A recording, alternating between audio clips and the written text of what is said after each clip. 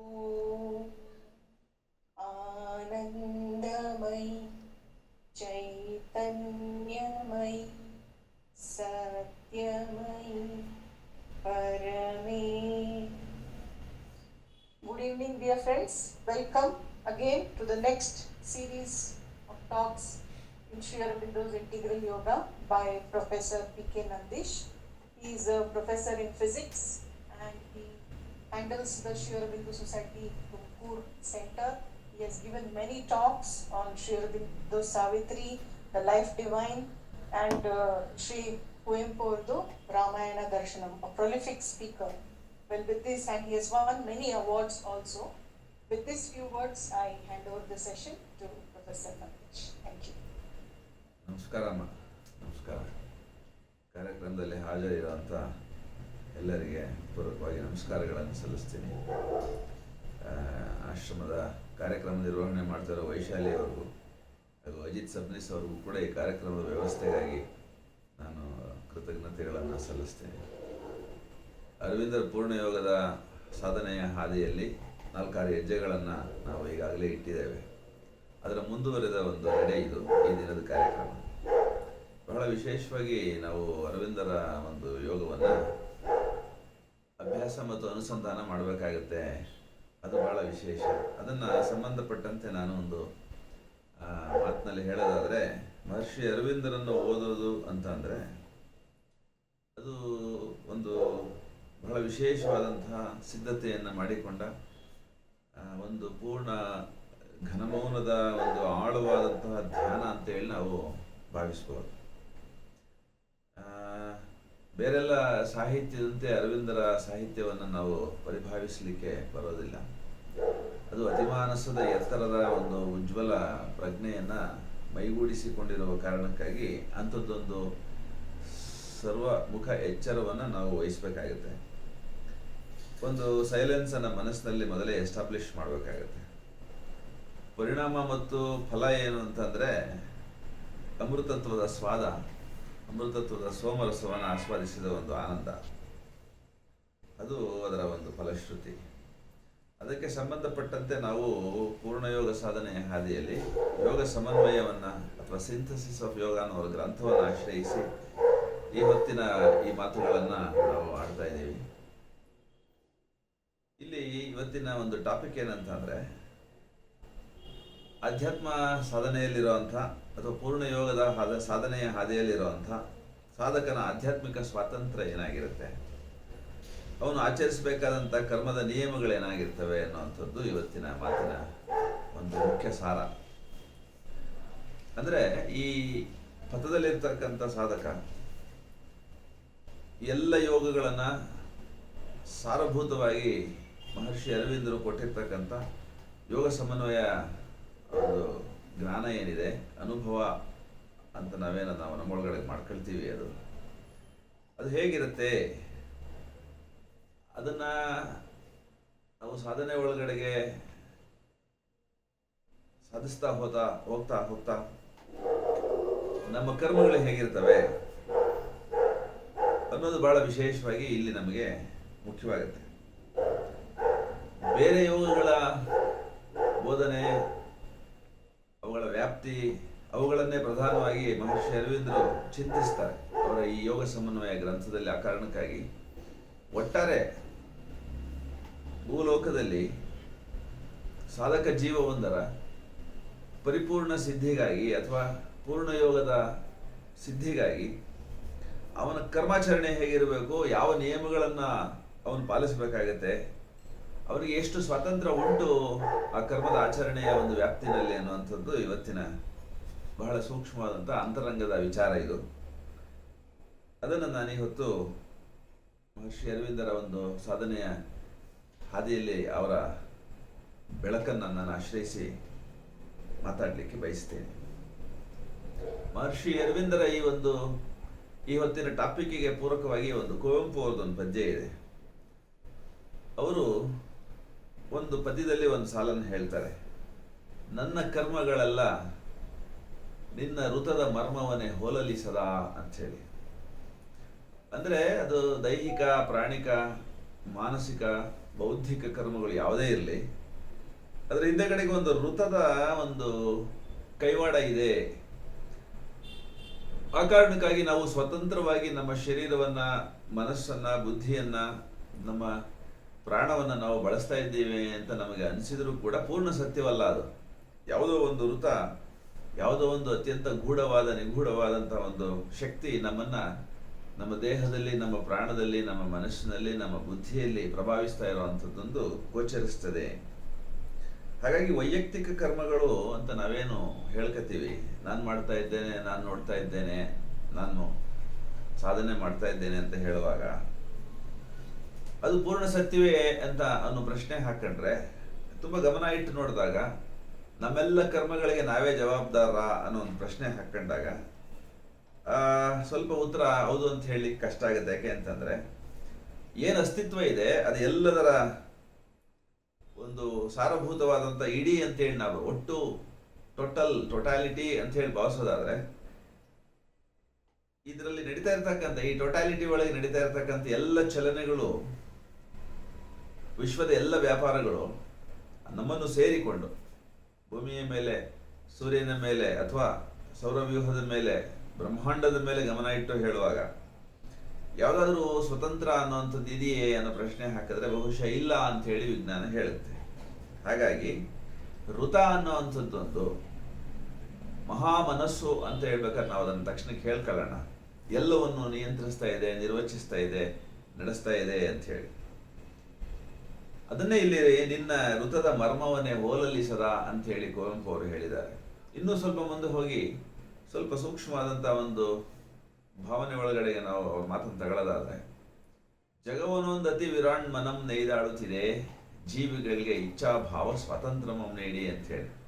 ಒಂದು ಬೃಹತ್ತರವಾದ ಮಹತ್ತರವಾದಂತಹ ಋತದ ಮನಸ್ಸು ಎಲ್ಲವನ್ನು ಆಳ್ತಾ ಇದೆ, ಬ್ರಹ್ಮಾಂಡವನ್ನು ನಡೆಸ್ತಾ ಇದೆ ಅನ್ನೋದಾದ್ರೆ, ನಾವು ಅದರ ಪ್ರಭಾವವನ್ನ ಮೀರಿ ಮುಕ್ತವಾಗಿ ಕೆಲಸ ಮಾಡಲಿಕ್ಕೆ ಹೇಗೆ ಸಾಧ್ಯ ಆಗುತ್ತೆ? ಇದು ನಮ್ಮ ಸ್ವಾತಂತ್ರ್ಯವನ್ನ ನಿರ್ಧರಿಸ್ತಕ್ಕಂಥ ಅಂಶವಾಗಿದೆ. ಹಾಗಾಗಿ ನಮ್ಮನ್ನೇ ನಾವು, ನಮ್ಮ ಅಸ್ತಿತ್ವವನ್ನೇ ಗಮನ ಇಟ್ಟು ನೋಡ್ಕೊಳ್ಳೋದಾದ್ರೆ, ನಮ್ಮ ಅಂತರಂಗದ ಎಲ್ಲ ಸ್ತರಗಳ ಹಿಂದೆ ಒಂದು ವಿಶ್ವವ್ಯಾಪಕವಾದ ಚೇತನ, ಅಗಾಧವಾದಂತಹ ಅಚೇತನ, ಅರ್ಧಚೇತನಗಳು ಇರುವಂಥದ್ದು ಅನುಭವಕ್ಕೆ ಬರುತ್ತೆ. ಅದನ್ನೇ ನಾವು ದೇಹ, ಪ್ರಾಣ, ಮನ ಅಂತ ಹೇಳಿ ಸೂಕ್ಷ್ಮವಾಗಿ ವಿಂಗಡಿಸ್ತಾ ಹೋಗ್ಬೋದು. ದೇಹದ ಹಿಂದೆಗಡೆಗೆ, ಪ್ರಾಣದ ಹಿಂದೆಗಡೆಗೆ, ಮನಸ್ಸಿನ ಹಿಂದೆಗಡೆಗೆ ಅಂತ ಹೇಳಿ ಹೋಗ್ತಾ ಹೋಗ್ತಾ ಅಲ್ಲಿ ಅಚೇತನವು, ಅರ್ಧಚೇತನವು ಮತ್ತು ಅದರ ಆಚೆಗೆ ಪರಾ ಪ್ರಜ್ಞೆಯೊಂದು ನಮಗೆ ಗೋಚರಿಸೋದಕ್ಕೆ ಆರಂಭ ಆಗುತ್ತೆ. ಇದೇ ಬಹಳ ಸೂಕ್ಷ್ಮವಾದಂಥ ಸಂಗತಿ. ನಮ್ಮ ಶರೀರದ ಹಿಂದೆಗಡೆಗೆ ಕೆಲಸ ಮಾಡ್ತಾ ಇರೋ ಪ್ರಾಣ, ಅದರ ಹಿಂದೆಗಡೆಗೆ ಕೆಲಸ ಮಾಡ್ತಾ ಇರ್ತಕ್ಕಂಥ ಮನ, ಹೀಗೆ ನಾವೇನೆಲ್ಲ ಡಿಸ್ಕ್ರಿಮಿನೇಟ್ ಮಾಡಿ ನೋಡಬಹುದು, ಪರಿಚಯಿಸ್ಕೊಳ್ಬಹುದು ನಮ್ಮ ಅಸ್ತಿತ್ವದೊಳಗಡೆಗೆ. ಅದರ ಆಚೆಗೆ, ಅದರ ಹಿಂದಕ್ಕೆ ಒಂದು ಪರಾಪ್ರಜ್ಞೆ, ಪರಾಶಕ್ತಿ ಕೆಲಸ ಮಾಡ್ತಾ ಇದೆ ಅನ್ನೋದು ಗೊತ್ತಾಗುತ್ತೆ. ಸೊ ಅಂಥದ್ದೊಂದು ಅಗಾಧವಾದಂತಹ ಅಚೇತನ, ಅರ್ಧಚೇತನಗಳ ಆಚೆಗಿರ್ತಕ್ಕಂಥ ಆ ಪರಾಪ್ರಜ್ಞೆಯ ಸ್ತರಗಳು, ಅದನ್ನೆಲ್ಲ ನಾವು ದರ್ಶಿಸಿದರೆ ಅಥವಾ ಸಂದರ್ಶಿಸಿದರೆ ನಮ್ಮ ಅಂತರಂಗದ ಗಾಢ ಮೌನದೊಳಗಡೆಗೆ, ಏಕಾಂತದಲ್ಲಿ, ಧ್ಯಾನದಲ್ಲಿ, ನಮ್ಮ ಜಾಗೃತಾವಸ್ಥೆಯೂ ಕೂಡ ಆ ಅಚೇತನ ಪರಾಚೇತನಗಳ ಮೂಲಕವೇ ನಿಯಂತ್ರಿಸಲ್ಪಡ್ತಾ ಇದೆ ಅನ್ನೋದು ಗೊತ್ತಾಗುತ್ತೆ. ಎಲ್ಲರಿಗೂ ಸಾಧ್ಯವಾಗಲ್ಲ ಈ ಅರಿವು. ಸಾಧನೆಯ ಆಳದಲ್ಲಿ ಈ ಅರಿವು ನಮ್ಗೆ ಉಂಟಾಗುತ್ತೆ. ಅಂದರೆ ಚೇತನ, ಅಚೇತನ, ಅರ್ಧಚೇತನ, ಪರಾ ಪ್ರಕೃತಿ ಏನೆಲ್ಲ ಇದೆ, ಅದರ ಆಚೆಗಿರ್ತಕ್ಕಂಥದ್ದು ಏನೆಲ್ಲ ಇದೆ, ನಿರ್ವಚನ ಏನು ನಡೀತಾ ಇದೆ, ಅದೇ ಆದ್ಯಾಶಕ್ತಿ, ಅಪರಾಶಕ್ತಿ ಎಲ್ಲವನ್ನು ನಿಯಂತ್ರಿಸ್ತಾ ಇದೆ ಅನ್ನೋದು ವೇದ್ಯವಾಗುತ್ತೆ. ನಮ್ಮ ಅಹಂಭಾವದ ಅಥವಾ ನಮ್ಮ ಸಂಕಲ್ಪದ ಹಿಂದೆಗಡೆಗೂ ಕೂಡ ಈ ವಿಶ್ವದ ಯಾವುದೇ ಕೃತಿಯನ್ನು ನೀವು ತಗೊಳ್ಳಿ, ಸೂರ್ಯೋದಯ, ಚಂದ್ರೋದಯ, ತಾರೆ ನಿಹಾರಿಕೆಗಳ ಚಲನೆ, ಭೂಮಿಯಲ್ಲಿ ನಡೀತಕ್ಕಂಥ ಜೀವದ ಸೃಷ್ಟಿ ವ್ಯಾಪಾರಗಳು, ಹೀಗೆ ಯಾವುದನ್ನ ನೀವು ನೋಡಿದ್ರು ಕೂಡ ಅದ್ರ ಹಿಂದೆಗಡೆಗೆ ಒಂದು ಸಂಕಲ್ಪ ಅನ್ನುವಂಥದ್ದು, ಒಂದು ಸೂಕ್ಷ್ಮ ಅಹಂ ಅನ್ನುವಂಥದ್ದೊಂದು ಭಾವ ಕೆಲಸ ಮಾಡ್ತಾ ಇದೆ ಅನ್ನೋದು ಗೊತ್ತಾಗುತ್ತೆ. ಇದನ್ನ ದಾಟಿ ನಾವು ಮುಂದಕ್ಕೆ ಹೋಗ್ಬೇಕಾದ್ರೆ ನಮ್ಮದೇ ಅಹಂಕಾರವನ್ನು ನಾವು ದಾಟಿ ಮುಂದಕ್ಕೆ ಹೋಗ್ಬೇಕು ಅನ್ನೋಂಥ ಪ್ರಯತ್ನ. ಅದನ್ನೇ ego was the helper and is the bar ಅಂತ ಹೇಳಿ ಮಹರ್ಷಿ ಅರವಿಂದರು ನಮಗೆ ತುಂಬ ಸೂಚ್ಯವಾಗಿ, ಸೂತ್ರಪ್ರಾಯವಾಗಿ ಹೇಳ್ತಾರೆ. ಎಲ್ಲ ಚಲನೆಯ ಹಿಂದೆ ಒಂದು ಅಹಂ ಕೆಲಸ ಮಾಡ್ತಾ ಇರ್ತದೆ. ಅಹಂ ಪುರುಷ ಅಂಥೇಳಿ ನಾವು ಹೇಳ್ಕೊಳ್ಬೋದು. ಈ ಅಹಂ ಪುರುಷ ನಾನೇ ಮಾಡ್ತಾ ಇದ್ದೀನಿ, ನಾನೇ ನೋಡ್ತಾ ಇದ್ದೀನಿ ಅನ್ನೋ ಥರದಲ್ಲಿ ಕೆಲಸ ಮಾಡ್ತಾ ಇದ್ದಾನೆ ಅನ್ನೋದು ಮೇಲ್ನೋಟಕ್ಕೆ ಗೋಚರವಾಗ್ತಕ್ಕಂಥ ಸತ್ಯ. ಆದರೆ ಈ ಅಹಂ ಭಾವ ಏನಕ್ಕಿದೆ, ಅದರ ಕಾರ್ಯವ್ಯಾಪ್ತಿ ಏನು, ಅದರ ಅವಶ್ಯಕತೆ ಏನು ಅನ್ನೋದನ್ನು ಬಹಳ ಸೂಕ್ಷ್ಮವಾಗಿ ಮಹರ್ಷಿ ಅರವಿಂದರು ಹೇಳ್ತಾರೆ. ಈ ಅಹಂ ಮಾನವನನ್ನ ವಿಶ್ವದ ಅಪ್ರಜ್ಞ ಅರ್ಧಪ್ರಜ್ಞ ಜಡದಿಂದ ಬೇರ್ಪಡಿಸಿ ವ್ಯಕ್ತಿತ್ವದ ವಿಕಸನಕ್ಕೆ ಪ್ರೇರಣೆಯನ್ನು ಕೊಡ್ತಕ್ಕಂಥ ಶಕ್ತಿಯಾಗಿದೆ ಅಂತ ಹೇಳ್ತಾರೆ. ಅಹಂ ಬೇಕು, ಯಾಕೆ ಅಂತ ಅಂದರೆ ಅದು ನಮ್ಮನ್ನು ಪ್ರೋಗ್ರೆಸಿವ್ ಆಗಿ ಇಡಲಿಕ್ಕೆ, ನಮ್ಮನ್ನು ಬೆಳೆಸಲಿಕ್ಕೆ, ಪ್ರಜ್ಞೆಯನ್ನು ನಮ್ಮೊಳಗಡೆಗೆ ತುಂಬಲಿಕ್ಕಾಗಿ ಅದು ಬೇಕಾಗುತ್ತೆ. ಅದು ಪ್ರಿನ್ಸಿಪಲ್ ಆಗಿ ಕೆಲಸ ಮಾಡ್ತಾ ಇದೆ ಅಂತ ಹೇಳ್ತಾರೆ. ಸೊ ವಿಶ್ವಾತ್ಮಕ ಭಾವ ಬಂದಾಗ ಈ ಅಹಂ ಅನ್ನೋ ಅಂಥದ್ದು ಸಂಪೂರ್ಣವಾಗಿ ಸಾಕ್ಷಿಯಾಗಿ ಹಿಂದಕ್ಕೆ ಸರಿದು ಬಿಡುತ್ತೆ. ಅದು ಸಂಪೂರ್ಣವಾಗಿ ಆ ಒಂದು ವಿಶ್ವಪುರುಷನ ಒಂದು ಅಂಶವಾಗಿ ಅಥವಾ ಒಂದು ಯಂತ್ರವಾಗಿ, ಒಂದು ತಂತ್ರವಾಗಿ ಕೆಲಸ ಮಾಡ್ತಾ ಇದೆ ಅನ್ನೋದು ನಮಗೆ ಆವಾಗ ಗೊತ್ತಾಗುತ್ತೆ. ಅಲ್ಲಿವರೆಗೂ ಅದು ಕೆಲಸ ಮಾಡ್ತಾನೇ ಇರುತ್ತೆ. ಅಂದರೆ ನಮ್ಮ ಸೀಮಿತ ಪ್ರಜ್ಞೆ ಅಥವಾ ಸಂಕುಚಿತ ಪ್ರಜ್ಞೆ ವಿಶ್ವಪ್ರಜ್ಞೆ ಆಗುವವರೆಗೆ ಅಹಂನ ಕಾರ್ಯ ಇದೆ, ಅದರ ಕರ್ತವ್ಯ ಇದೆ, ಅದು ಮಾಡ್ತಾ ಇದೆ. ಏನು ಮಾಡ್ತಾ ಇದೆ ಅದು? ಮೊದಲು ಅರ್ಧ ಪ್ರಜ್ಞೆಯಿಂದ, ಅಚೇತನದಿಂದ, ಜಡದಿಂದ ನಮ್ಮನ್ನು ಸೆಪರೇಟ್ ಮಾಡುತ್ತದು. ನೀನು ಭಿನ್ನ, ನೀನು ವಿಶೇಷ ಅಂತ ಹೇಳುತ್ತದೆ. ನೀನು ಇದನ್ನು ಮಾಡು, ಇದನ್ನು ನೋಡು, ಹೀಗೆ ನೀನು ಮುಂದೆ ನಡೆ, ಇತ್ಯಾದಿ ಇತ್ಯಾದಿ ಯಾವುದು ಮಾಡ್ತಾ ಇದೆಯೋ ನಮ್ಮಲ್ಲಿ, ಅದೇ ಅಹಂ. ಅದು ಅದಕ್ಕಾಗಿಯೇ ಇದೆ. ಅಂದರೆ ನಮ್ಮನ್ನು ವಿಶ್ವಾತ್ಮಕವಾದ ಪ್ರಜ್ಞೆಯ ಕಡೆ ಸಾಗಿಸ್ಲಿಕ್ಕಾಗಿಯೇ ಕಾರ್ಯ ಮಾಡ್ತಾ ಇದೆ. ಹಾಗೆ ಆ ಒಂದು ವಿಶ್ವಾತ್ಮಕತೆ ಅಥವಾ ಏಕತೆಯತ್ತ ನಾವು ಸಾಕ್ತಾ ಇರಬೇಕಾದ್ರೆ ಅದರ ಹಿಂದೆಗಡೆ ಈ ಅಹಂ ಕೆಲಸ ಮಾಡ್ತಾ ಇದೆ ಅನ್ನೋದು ಹೌದಾದ್ರೆ, ವಿಶ್ವಪ್ರಜ್ಞೆ, ಅತೀತ ಪ್ರಜ್ಞೆ, ಅತೀತ ಸ್ತರದ ಕಡೆಗೆ ಅಹಂಕಾರ ಸಂಪೂರ್ಣವಾಗಿ ನಾವು ಬಂದು ಮುಟ್ಟಿದಾಗ ಇಲ್ದಂಗೆ ಆಗುತ್ತಾ ಅಂದರೆ, ಆದರೆ ಅದರ ವಿರೋಧ ಇದ್ದೇ ಸ್ವಲ್ಪ ಮಟ್ಟಿಗೆ ಇರುತ್ತೆ ಅನ್ನೋದು ಹೌದಾದ್ರೂ ನಮ್ಮ ಭಾವನೆಗಳಲ್ಲಿ, ಇಂದ್ರಿಯಾನುಭವಗಳಲ್ಲಿ, ಕಾರ್ಯಗಳಲ್ಲಿ ಅಹಂನ ಚಲನೆ ಉಂಟು ಅಲ್ಲೂ ಕೂಡ ಅನ್ನುವಂಥದ್ದು. ಅಂದರೆ ಸೂಕ್ಷ್ಮವಾಗಿ, ತುಂಬ ಸೂಕ್ಷ್ಮವಾಗಿ ಅದು ಕಾರ್ಯ ಮಾಡ್ತಾನೇ ಇರುತ್ತೆ ಅಂತ. ಅದು ತಾಮಸಿಕ, ರಾಜಸಿಕ, ಸಾತ್ವಿಕ ಅಂಥೇಳಿ ಕ್ಲಾಸಿಕಲ್ ಯೋಗದಲ್ಲಿ ನಾವು ಅದು ನೋಡ್ತೀವಿ, ಅಹಂಕಾರದಲ್ಲಿ. ಆದರೆ ಎಷ್ಟೇ ನಾವು ಸಾಧನೆಯೊಳಗೆ ಮುಂದೆ ಹೋದರೂ ಕೂಡ ಮಾನಸಿಕತೆಯನ್ನು ಸಂಪೂರ್ಣವಾಗಿ ಅಧಿಮಾನಸಿಕ ಎತ್ತರಕ್ಕೆ ನಾವು ತಗೊಂಡು ಹೋಗಲಿಕ್ಕೆ ಈ ಅಹಂ ನಮಗೆ ಪೂರಕವಾಗಿ ಕೆಲಸ ಮಾಡ್ತಾ ಇದೆ ಅನ್ನೋದು ಸತ್ಯವಾದರೂ ಕೂಡ ಅತೀತ ಪ್ರಜ್ಞೆಗೆ ಅಥವಾ ಅತಿ ಮನಸ್ಸಿಗೆ ನಾವು ದಾಟಿ ಹೋಗಬೇಕಾದ್ರೆ ಇದರ ನಿರಸನ ಆಗಲೇಬೇಕಾಗತ್ತೆ. ಅಲ್ಲಿ ಈ ಒಂದು ಅಹಂ ಚಲನೆ ಹೇಗಿರುತ್ತೆ?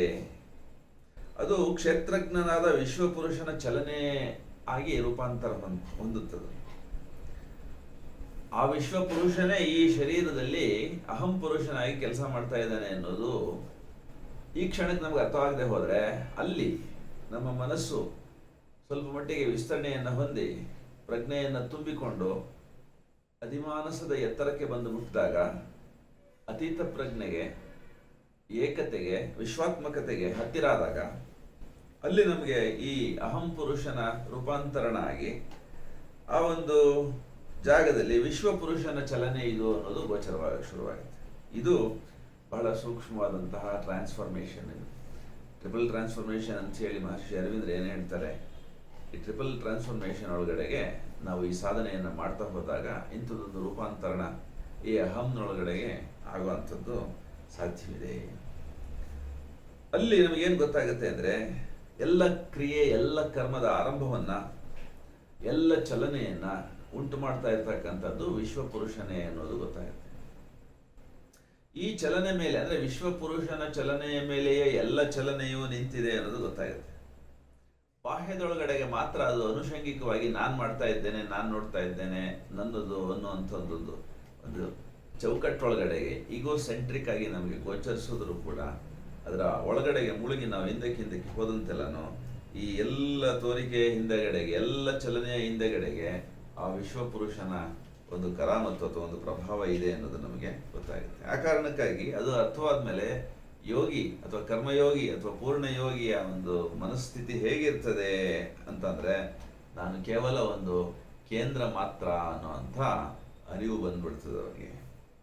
ಮನುಕುಲದ ಸದ್ಯಸ್ಥಿತಿಯಲ್ಲಿ ವ್ಯಕ್ತಿಯನ್ನು ಆಶ್ರಯಿಸಿ ವಿಶ್ವಪುರುಷ ಕೆಲಸ ಮಾಡ್ತಾ ಇದ್ದಾನೆ ಅನ್ನೋದು ಗೋಚರವಾಗುತ್ತೆ. ಉದಾಹರಣೆಗೆ ಮಹರ್ಷಿ ಅರವಿಂದರ ಮೂಲಕ ಆ ವಿಶ್ವಪುರುಷನೇ ಕೆಲಸ ಮಾಡಿರುವಂಥದ್ದು ಒಂದು ಸಣ್ಣ ಉದಾಹರಣೆ. ಆ ಅರವಿಂದರ ಆ ಒಂದು ಸಾಧನೆ ಏನಿದೆ, ಮಹತ್ತರವಾದ 40 ವರ್ಷಗಳ ವ್ರತ ನಿಷ್ಠ ಬದುಕೇನಿದೆ, ಅದು ಪೂರ್ಣವಾಗಿ ವಿಶ್ವಪುರುಷನ ಒಂದು ಸಾಧನೆಯ ನಿಮಿತ್ತವಾಗಿ ಇಡೀ ಒಬ್ಬ ಮಾನವನ ಬದುಕನ್ನು ಅದು ಆವರಿಸಿಕೊಂಡಿದೆ. ಮಾನವನ ಜೀವನವನ್ನೇ ಆಶ್ರಯಿಸಿ ವಿಶ್ವಪುರುಷನೇ ಕಾರ್ಯ ಮಾಡಿದ್ದಾನೆ ಅನ್ನುವಂಥದ್ದು direct decisive action from the supreme ಅಂತ ಏನು ಶ್ರೀಮಾತ ಅವರು ಹೇಳ್ತಾರೆ, ಅದೇ ಅರ್ಥದಲ್ಲಿ ಅವರು ಸಾವಿತ್ರಿ ಮಹಾಕಾವ್ಯದಲ್ಲಿ ಒಂದು ಕಡೆಗೆ ಹೇಳ್ತಾರೆ, one mans perfection still can save the world ಅಂತ ಹೇಳಿ. ಅಂದರೆ ಒಬ್ಬ ಮನುಷ್ಯ ಹೇಗೆ ಸಂಪೂರ್ಣವಾಗಿ ತನ್ನ ಅಸ್ತಿತ್ವವನ್ನು ಸಮರ್ಪಿತ ಮಾಡಿದ ಕಾರಣಕ್ಕಾಗಿ ಆ ಇಡೀ ಆ ಸಾಧಕನ ಅಸ್ತಿತ್ವದೊಳಗಡೆಗೆ ವಿಶ್ವಪುರುಷನೇ ಬಂದು ತನ್ನ ಕಾರ್ಯಗಳನ್ನು ಮಾಡಲಿಕ್ಕೆ ಆ ಇಡೀ ಅಸ್ತಿತ್ವವನ್ನು ರೂಪಾಂತರಿಸ್ಕೊಳ್ತಾನೆ, ತನ್ನ ಕೈಯೊಳಗಿನ ಉಪಕರಣವನ್ನಾಗಿ ಮಾಡ್ಕೊಳ್ತಾನೆ. ಆಗ ಆ ವ್ಯಕ್ತಿ ಎಲ್ಲಕ್ಕೂ ಮುಂದಾಳ ಆಗಬಲ್ಲನು, ಎಲ್ಲರನ್ನೂ ಮುನ್ನಡೆಸಬಲ್ಲನು ಅನ್ನುವಂಥದ್ದು ನಮಗೆ ಆ ಒಂದು ಮಾತಿನೊಳಗಡೆ ಗೊತ್ತಾಗುತ್ತೆ. ಮನುಕುಲದ ಸದ್ಯಸ್ಥಿತಿಯಲ್ಲಿ ಇಂಥದ್ದೊಂದು ಪರ್ಫೆಕ್ಷನನ್ನು ಯಾರಾದರೂ ಒಬ್ಬ ವ್ಯಕ್ತಿ ಸಾಧಿಸಿದ್ರೆ ಅವನು ಇಡೀ ಮನುಕುಲಕ್ಕೆ ಮುಂದಾಳಾಗಿ ಮಾರ್ಗದರ್ಶನ ಮಾಡಬಲ್ಲ ಅಂತ.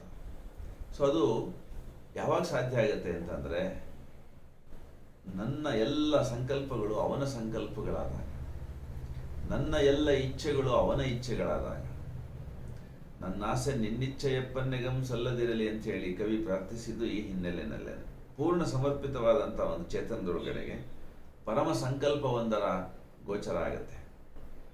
ಆವಾಗ ಅಹಂ ಪುರುಷ ಭೌತದಿಂದ ಆತ್ಮದ ಕಡೆಗೆ ಪ್ರಯಾಣಿಸ್ತಾ ಇರುವಂಥದ್ದೊಂದು ಸ್ಥೂಲ ನಕ್ಷೆ ಅಥವಾ ಒಂದು ಸ್ಥೂಲ ಅನುಭವ ನಮಗುಂಟಾಗುತ್ತೆ. ಇದರ್ಥ ಆಗಬೇಕು ಅಂತಂದರೆ ಭಗವಾನ್ ಕೃಷ್ಣ ಸರ್ವಧರ್ಮಾನ್ ಪರಿತ್ಯಜ್ಯ ಮಾಮೇಕಂ ಶರಣಂ ವ್ರಜ ಅಂಥೇಳಿ ಗೀತೆಯಲ್ಲಿ ಏನು ಕರೆ ಕೊಟ್ಟಿದ್ದಾನೆ, ಆ ಒಂದು ಗೀತಾವಾಕ್ಯದ ಅರಿವು ನಮಗೆ ಪೂರ್ಣವಾಗಿ ಇರಬೇಕಾಗತ್ತೆ. ಸೊ ಅಂದರೆ ಸಂಪೂರ್ಣ ಸಮರ್ಪಣೆ, ಅದನ್ನು ನಾವು ಸರೆಂಡರ್ ಅಂತ ಏನು ಮಹರ್ಷಿ ಅರವಿಂದರು ಶಬ್ದದೊಳಗಡೆ ಹೇಳ್ತೀವಿ, ಅದನ್ನೇ ಭಗವಾನ್ ಕೃಷ್ಣ ಸರ್ವಧರ್ಮಾನ್ ಪರಿತ್ಯಜ್ಯ ಮಾಮೇಕಂ ಶರಣಂ ವ್ರಜ ಅನ್ನುವಂಥ ಮಾತಿನೊಳಗಡೆಗೆ ಸಂಕೇತಿಸಿದ್ದಾನೆ ಅಂತ. ಸೊ ಹೀಗೆ ಒಂದು ಆರೋಹಣದೊಳಗಡೆಗೆ ನಾವು ಹೋಗ್ತಾ ಹೋಗ್ತಾ 3 ಸ್ತರದಲ್ಲಿ ಆರೋಹಣ ನಾವು ಒಳಗಡೆ ಟ್ರಿಪಲ್ ಟ್ರಾನ್ಸ್ಫಾರ್ಮೇಷನ್ ಅಂತ ನಾವೇನು ಹೇಳ್ತೀವಿ, ಅದು ಸ್ಪಿರಿಚುವಲೈಸೇಷನ್ನು, ಸೂಪರ್ಮೆಂಟಲೈಸೇಷನ್ನು, ಸೈಕೀಸೈಸೇಷನ್ ಅಂತ ಹೇಳಿ ಅದನ್ನು ನಾವಿಲ್ಲಿ ನೋಡ್ಬೋದು. ದೈಹಿಕ ಜೀವನದ ಮೊದಲನೆಯ ಒಂದು ಹಂತ, ಅದನ್ನು ಸೈಕಿಸೈಸ್ ಮಾಡಬೇಕಾಗತ್ತೆ. ಎಲ್ಲ ದೇಹದ ಅಗತ್ಯಗಳನ್ನು, ದೇಹದ ಎಲ್ಲ ಸಮಸ್ಯೆಗಳನ್ನು ಹೋಗಲಾಡಿಸಿ ಅದನ್ನು ಸಂಪೂರ್ಣವಾಗಿ ಪೂರ್ಣ ಯೋಗಕ್ಕೆ ಅಣಿಗೊಳಿಸುವಂಥದ್ದು ಮೊದಲನೇದು.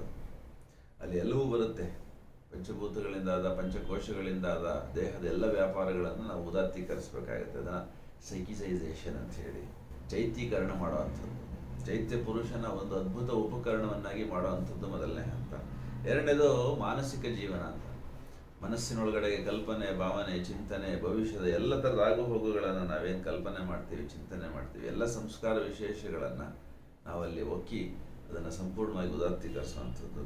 ಅದಾದಮೇಲೆ ಸನಾತನ ಅತಿಮಾನಸದ ಪ್ರಜ್ಞೆ ಒಳಗಡೆಗೆ ಬದುಕನ್ನು ನೋಡುವಂಥದ್ದು 3ನೇ ಹಂತ ಅಂಥೇಳಿ. ಈ ಆರೋಹಣದೊಳಗಡೆಗೆ ಕರ್ಮ ಅನ್ನೋದು ಹೇಗೆ ಕೆಲಸ ಮಾಡ್ತದೆ ಅನ್ನುವಂಥದ್ದೇ ಇವತ್ತಿನ ಭಾಳ ಪ್ರಧಾನವಾದಂಥ ಒಂದು ಸೆಂಟರ್ ಪಾಯಿಂಟ್ ಅಂತ.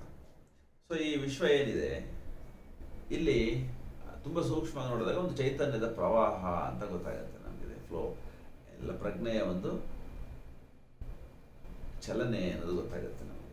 ತೆರೆ ತೆರೆ ತೆರೆ ತೆರೆಯಾಗಿ ಪ್ರಜ್ಞೆಯ ಪ್ರವಾಹವೇ ಇದೆ ಈ ಒಂದು ವಿಶ್ವದ ಎಲ್ಲ ಸನ್ನಿವೇಶಗಳಲ್ಲಿ, ಎಲ್ಲ ಇರುವಿಕೆಯಲ್ಲಿ ಅನ್ನೋದು ಗೊತ್ತಾಗುತ್ತೆ. ಸಾಧಕ ಈ ಸತ್ಯ ಮೊದಲು ಅರ್ಥ ಮಾಡ್ಕೊಳ್ಳೋದು ಮುಖ್ಯ.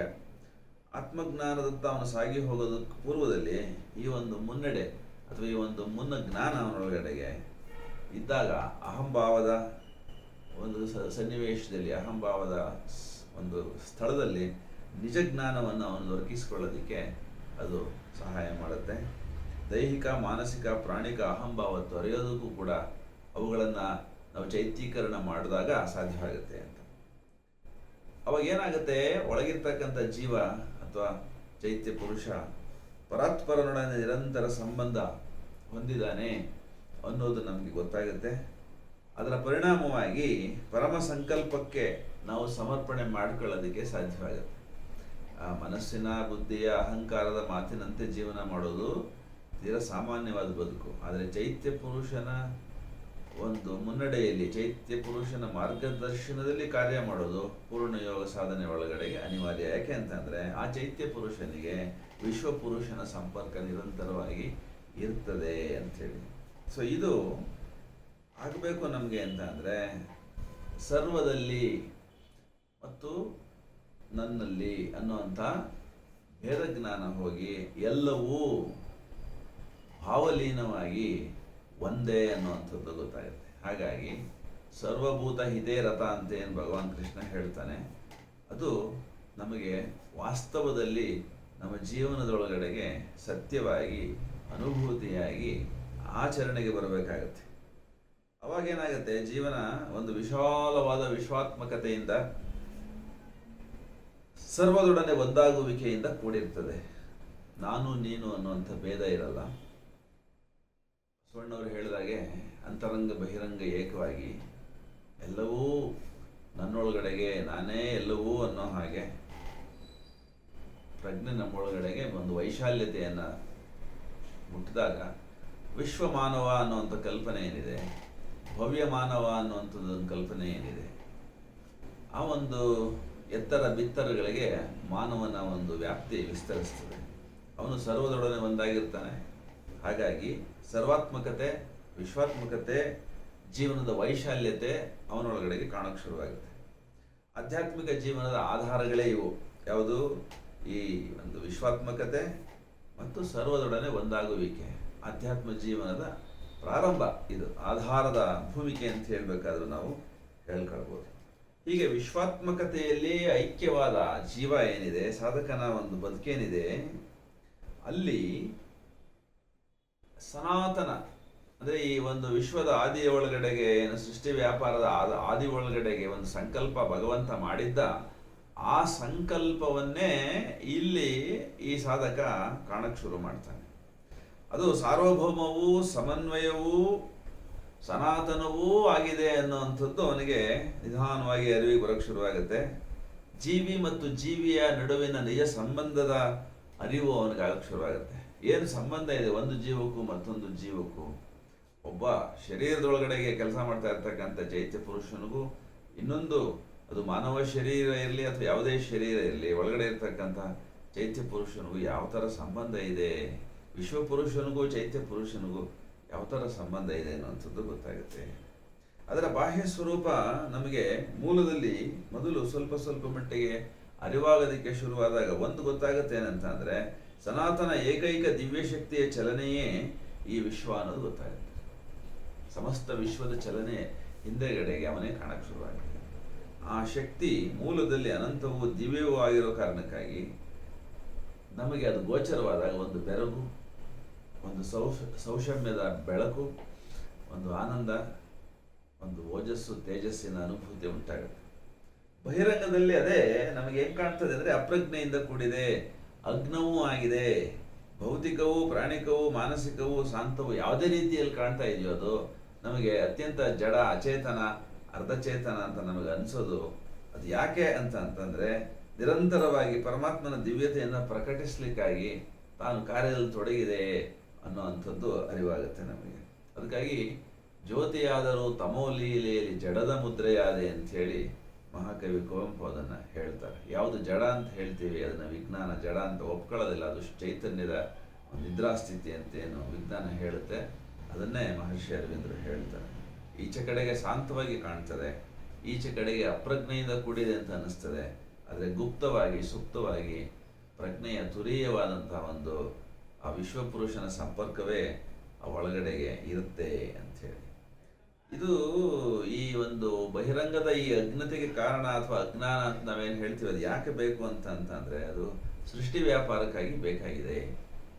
ಅಹಂ ಪುರುಷನ ಮೂಲಕ ದೇಹದಲ್ಲಿ, ಪ್ರಾಣದಲ್ಲಿ, ಮನಸ್ಸಿನಲ್ಲಿ ಏನು ಕರ್ಮ ಮಾಡಬೇಕೋ ಅದು ಮಾಡಲಿಕ್ಕಾಗಿ ಅಜ್ಞಾನ ಅನ್ನುವಂಥದ್ದನ್ನು ಅಥವಾ ಒಂದು ಫೈನಟೈಸ್ಡ್ ಚಾನಲೈಸ್ಡ್ ಇಂಟೆಲೆಕ್ಟ್ ಮತ್ತು ಮೈಂಡನ್ನು ಅಲ್ಲಿ ತೊಡಗಿಸ್ಲಿಕ್ಕಾಗಿ ಇಗ್ನೋರೆನ್ಸನ್ನು ಬಳಸ್ಕೊಳ್ಳಲಾಗುತ್ತೆ.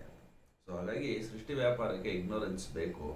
ಆ ಇಗ್ನೋರೆನ್ಸ್ ಅನ್ನೋದು ವಿಕಾಸಕ್ಕಾಗಿ ಕೆಲಸ ಮಾಡ್ತಾ ಇದೆ ಅನ್ನುವಂಥದ್ದು ಪ್ರಾರಂಭದಲ್ಲಿ ನಾವು ನೋಡಿದ್ವಲ್ಲ, ಹಾಗೆ ಅದು ಈ ಒಂದು ಯೋಗದೊಳಗಡೆಗೆ ಭಾಳ ವಿಶೇಷವಾದದ್ದು. ಈಗೋ ಅನ್ನೋವಂಥದ್ದು ಒಂದು ಮುಂದುವರಿಕೆಯ ಒಂದು ಯಂತ್ರವಾಗಿ, ಒಂದು ತಂತ್ರವಾಗಿ ಕೆಲಸ ಮಾಡ್ತಾ ಇದೆ. ಸೊ ವ್ಯಕ್ತಿಗಳು ಇದನ್ನ ಬಹಳ ಸೂಕ್ಷ್ಮವಾಗಿ ಅರ್ಥ ಮಾಡ್ಕೊಳ್ಬೇಕಾಗತ್ತೆ. ಆ ನಾನು ಅನ್ನುವಂಥದ್ದು, ನನ್ನದು ಅನ್ನುವಂಥದ್ದು ಟ್ರೆಡಿಷನಲ್ ಆಗಿ ಯೋಗದಲ್ಲಿ ನಾವು ಕಳ್ಕೊಳ್ಬೇಕು, ಅದನ್ನ ಹೋಗಲಾಡಿಸ್ಕೊಳ್ಬೇಕು ಅಂತೆಲ್ಲ ಮಾತಾಡ್ತೀವಲ್ಲ, ಇಲ್ಲಿ ಅದನ್ನ ಹೇಳೋದಿಲ್ಲ ಮಹರ್ಷಿ ಅರವಿಂದರು. ಅದು ಸಹಾಯಕವಾಗಿ ಹೇಗೆ ಬಳಸಬಹುದು ಅನ್ನೋದನ್ನಷ್ಟೇ ನಾವು ನೋಡಬೇಕಾಗತ್ತೆ ಇಲ್ಲಿ. ಸೊ ಹೆಲ್ಪರ್ ಅಂತ ನಮ್ಮ ಸಾಧನೆಗೆ, ನಮ್ಮ ವಿಶ್ವಾತ್ಮಕತೆಗೆ ನಾವು ಮುಂದೆ ಹೋಗ್ಲಿಕ್ಕಾಗಿ ಅದನ್ನ ನಾವು ತೊಡಗಿಸ್ಬೇಕಾಗಿದೆ ಅಂತ. ಸೊ ಆ ಕಾರಣಕ್ಕಾಗಿ ಇನ್ನು ಸ್ವಲ್ಪ ನಾವು ಅಹಂ ಪುರುಷನ ಬಗ್ಗೆ ತಿಳ್ಕೊಳ್ಳೋದಾದ್ರೆ, ಅದು ಕೊನೆಯವರೆಗೆ ನಮ್ಮೊಳಗಡೆಗೆ ಬಾಳಬಲ್ಲ ಒಂದು ಸತ್ಯವಲ್ಲ ಅನ್ನೋದು ಚೆನ್ನಾಗಿ ಅರ್ಥ ಮಾಡ್ಕೊಳ್ಬೇಕು. ಅಹಂ ಅನ್ನೋದು ತುದಿಯವರೆಗೆ, ಸಾಧನೆಯ ತುದಿಯವರೆಗೆ ನಮ್ಮ ಜೊತೆ ಇರೋದಿಲ್ಲ. ಅದು ಎಲ್ಲೋ ಮಧ್ಯದೊಳಗಡೆಗೆ ನಮಗೆ ವಿಶ್ವಾತ್ಮಕತೆ ಪ್ರಾಪ್ತಿಯಾದಾಗ ಅಟೆನ್ಯೂಯೇಟ್ ಆಗಿಬಿಡುತ್ತೆ. ಅದ್ರ ಕೆಲಸ ಮುಗಿದ ಮೇಲೆ ಅದು ಇಲ್ಲವಾಗುತ್ತೆ. ಅಹಂ ನಮ್ಮ ಸಾರ ಸತ್ವವಲ್ಲ ಅಂತ ಹೇಳಿ ಮಹರ್ಷಿ ಅರವಿಂದ್ರ ಆ ಕಾರಣಕ್ಕಾಗಿ ಹೇಳ್ತಾರೆ. ಅದೇ ನಮ್ಮ ಬೇಸಿಕ್ ಎಸೆನ್ಸ್ ಅಲ್ಲ ಅದು ಅಂತ. ಅದು ವಿಕಾಸಕ್ಕೆ ನಮಗೆ ಕೊಡಲ್ಪಟ್ಟ ಒಂದು ತತ್ವ, ಅದು ಒಂದು ಪ್ರಿನ್ಸಿಪಲ್. ಅದು ವಿಕಾಸ ಸಾಧಿಸಿದ ಮೇಲೆ ಅದು ಅವಶ್ಯಕತೆ ನಮಗೆ ಇಲ್ಲದೇ ಇದ್ದಾಗ ಅದು ಸಂಪೂರ್ಣವಾಗಿ ಹಿನ್ನೆಲೆಗೆ ಸರಿದು ಹೋಗುತ್ತೆ. ಕೇವಲ ನಿಮ್ನ ಪ್ರಕೃತಿಯ ನಿರೂಪಣೆ ಮಾತ್ರ ಅದು ಅಂತ ಹೇಳ್ತಾರೆ. ಏನು ಅಪರ ಪ್ರಕೃತಿ ಅಥವಾ ನಿಮ್ನ ಪ್ರಕೃತಿ ಅಂತ ಏನು ಹೇಳ್ತೀವಿ, ಅದರಲ್ಲಿ ಅಹಂ ಅನ್ನುವಂಥದ್ದು ಕೆಲಸಕ್ಕಾಗಿದೆ. ಆದರೆ ಪರಾಪ್ರಕೃತಿಯ ಒಂದು ಹಂತದೊಳಗಡೆಗೆ ಅದಕ್ಕೆ ಯಾವ ಕೆಲಸವೂ ಇಲ್ಲ, ಆದ್ರಿಂದ ಅದು ಅಲ್ಲಿ ಕಾಣಿಸ್ಕೊಳ್ಳೋದಿಲ್ಲ. ಅಹಂ ಮನದಲ್ಲಿ ವಿಚಾರಗಳ ಕೇಂದ್ರೀಕರಣದ ಮಾನಸಿಕ ಸ್ವರೂಪವಾಗಿದೆ ಅಂತ ಹೇಳ್ತಾರೆ. ಅಂದರೆ ನಾವೇನು ಮಾತಾಡ್ತೀವಿ, ಏನು ಆಲೋಚನೆ ಮಾಡ್ತೀವಿ, ಏನು ಚಿಂತನೆ ಮಾಡ್ತೀವಿ, ಏನು ಕರ್ಮದಲ್ಲಿ ತೊಡಗಲಿಕ್ಕೆ ಪೂರ್ವದಲ್ಲಿ ನಾವು ಒಂದು ಸಮಗ್ರವಾದಂಥ ಮನೋವ್ಯಾಪಾರದಲ್ಲಿ ನಾವು ತೊಡಗ್ತೀವಿ, ಅದರ ಹಿಂದೆಗಡೆಗೆ ಇದು ಕೆಲಸ ಮಾಡ್ತಾ ಇರುತ್ತೆ. ಬಹಳ ವಿಶೇಷವಾದಂಥ ಒಂದು ತತ್ವವಾಗಿ ಅಹಂ ನಮ್ಮೊಳಗಡೆ ಕೆಲಸ ಮಾಡ್ತಾ ಇದೆ. ಅಹಂ ನಮ್ಮ ದೇಹದಲ್ಲಿ ಭೌತ ದ್ರವ್ಯದ, ಅದರ ಕಾರ್ಯದ ಕೇಂದ್ರೀಕರಣದ ಸಪ್ರಜ್ಞ ಸ್ವೀಕೃತಿಯ ಭೌತ ಪ್ರಜ್ಞೆಯ ಸ್ವರೂಪ ಅಂತೇನು ಹೇಳ್ತಾರೆ. ಇದು ಬಹಳ ವಿಶೇಷವಾದ ಮಾತು, ಅರ್ಥವಾಗೋದು ಸ್ವಲ್ಪ ಮಟ್ಟಿಗೆ ಕಠಿಣ. ಅಂತಂದ್ರೆ ಈಗ ನಮ್ಮ ಶರೀರದೊಳಗಡೆ ಹೇಗೆ ಕೆಲಸ ಮಾಡ್ತಾ ಇದೆ ಅಂತ ಹೇಳಿ ಸಣ್ಣ ಉದಾಹರಣೆ ತಗೊಂಡು ನಾವು ನೋಡೋದಾದ್ರೆ, ಈ ಶರೀರದಲ್ಲಿ ಹೃದಯ ಕೆಲಸ ಮಾಡ್ತಾ ಇದೆ, ಹಾಗೆ ಲಿವರ್ ಕೆಲಸ ಮಾಡ್ತಾ ಇದೆ, ಹಾಗೆ ಕಿಡ್ನಿ ಕೆಲಸ ಮಾಡ್ತಾ ಇದೆ, ಮೆದುಳು ಕೆಲಸ ಮಾಡ್ತಾ ಇದೆ. ಪ್ರತಿಯೊಂದು ಅಂಗವು, ಪ್ರತಿಯೊಂದು ಅಂಗಾಂಶವು, ಪ್ರತಿಯೊಂದು ಜೀವಕೋಶವು ಕೆಲಸ ಮಾಡ್ತಾ ಇದೆ. ಒಂದರ ಕೆಲಸ ಇನ್ನೊಂದು ಮಾಡ್ಲಿಕ್ಕೆ ಸಾಧ್ಯವಿಲ್ಲ, ಮಾಡಲೂಬಾರದು ಅಂತ. ಹೃದಯದ ಕೆಲಸ ಕಿಡ್ನಿ ಮಾಡೋಕ್ಕಾಗಲ್ಲ, ಕಿಡ್ನಿ ಕೆಲಸ ಹೃದಯ ಮಾಡೋಕ್ಕಾಗಲ್ಲ. ಸೊ ಹೀಗೆ ಮಾಡೋದಾದ್ರೆ ಒಂದು ಸೀಮಿತ ಚೌಕಟ್ಟೊಳಗಡೆಗೆ ಅದು ಕೆಲಸ ಏನು ಅನ್ನೋದು ನೋಡ್ಕೊಳ್ಬೇಕಾಗತ್ತೆ, ಮಾಡ್ಕೊಳ್ಬೇಕಾಗತ್ತೆ. ಅಲ್ಲಿ ಈ ಅಹಂ ಎಷ್ಟು ಅನಿವಾರ್ಯ ಅಂತ. ಸೊ ನಾನು ಏನು ಮಾಡಬೇಕು ಅನ್ನೋವಂಥದ್ದನ್ನು ಹೇಳೋದೇ ಇದು ಅಂತ. ಇದು ಕಾರ್ಯದ ಕೇಂದ್ರೀಕರಣದ ಸಪ್ರಜ್ಞ ಸ್ವೀಕೃತಿಯ ಭೌತ ಪ್ರಜ್ಞೆಯ ಸ್ವರೂಪ ಅಹಂ ಅಂತೇಳಿ ಹೇಳ್ತಾರೆ. ಎಷ್ಟು ಇಂಪಾರ್ಟೆಂಟ್ ಆಗಿದೆ, ಎಷ್ಟು ಎಸೆನ್ಸ್ ಅದರಲ್ಲಿ ಇದೆ ಅಹಂ ಅನ್ನೋಂಥ, ಅಹಂ ಪುರುಷ ಅನ್ನೋ ಪದದೊಳಗಡೆ ಅನ್ನೋದು ಇದರಿಂದ ಗೊತ್ತಾಗುತ್ತೆ ನಮಗೆ. ಸೊ ಇದನ್ನು ನಾವು ಒಂದು ಅಸ್ತಿತ್ವವಾಗಿ, ಒಂದು ಅಸ್ತಿತ್ವದ ಕಾರ್ಯಯೋಜನೆಯ ಭಾಗವಾಗಿ ನಾವು ತಗೊಂಡಾಗ ಅದು ಎಸೆನ್ಷಿಯಲ್. ಅಪರಾ ಪ್ರಕೃತಿಯ ಒಳಗಡೆಗೆ ಎಲ್ಲ ಕರ್ಮಗಳ ಹಿಂದೆಗಡೆಗೆ ಇದು ಕೆಲಸ ಮಾಡಲೇಬೇಕು ಅನ್ನೋವಂಥದ್ದು ಅನಿವಾರ್ಯವಾಗಿದೆ.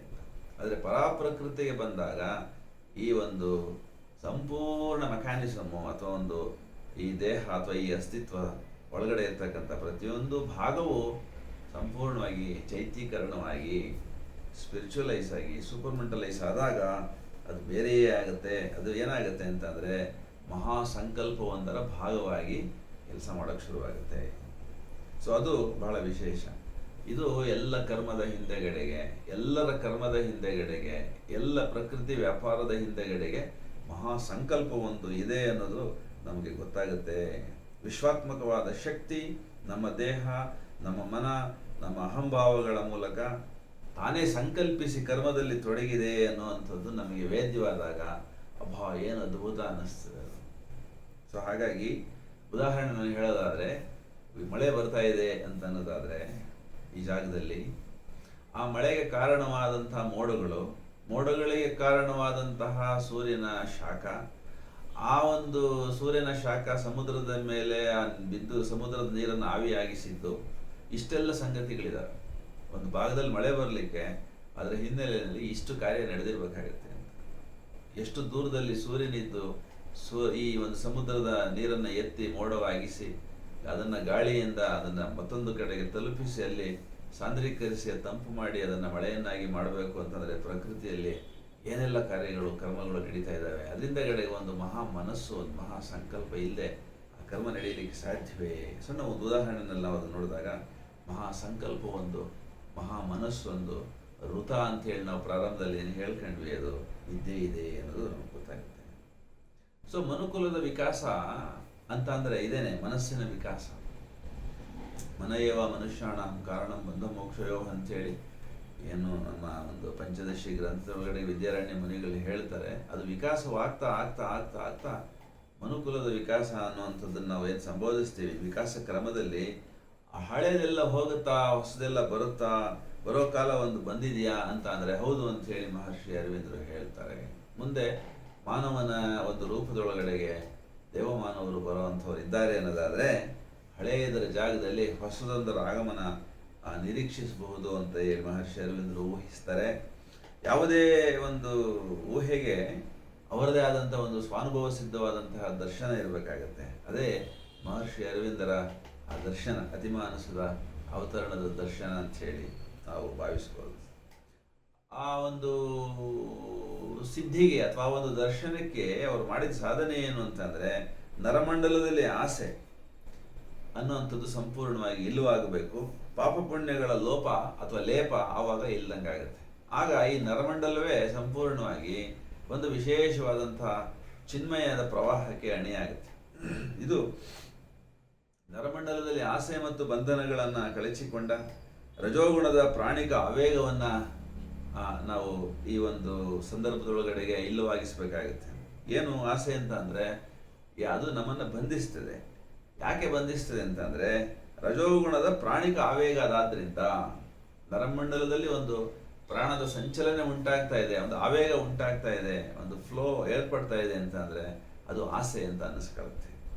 ಈ ಅಳಿಬೇಕು ಇದು ಅಂತ ಅಂದರೆ ಈ ಆಸೆ ಸಂಪೂರ್ಣವಾಗಿ ಇಲ್ಲವಾದಾಗ, ನರಮಂಡಲದ ಒಂದು ಪ್ರಶಾಂತಿ ನಿಲ್ಲಿಸಿದಾಗ, ಆ ಪ್ರಶಾಂತಿಯ ಕಾರಣಕ್ಕಾಗಿ ನರಮಂಡಲದಲ್ಲಿ ಒಂದು ಚಿನ್ಮಯ ಚೇತನದ ಧಾರೆ ಹರಿಯೋದಕ್ಕೆ ಸಾಧ್ಯವಾಗುತ್ತೆ.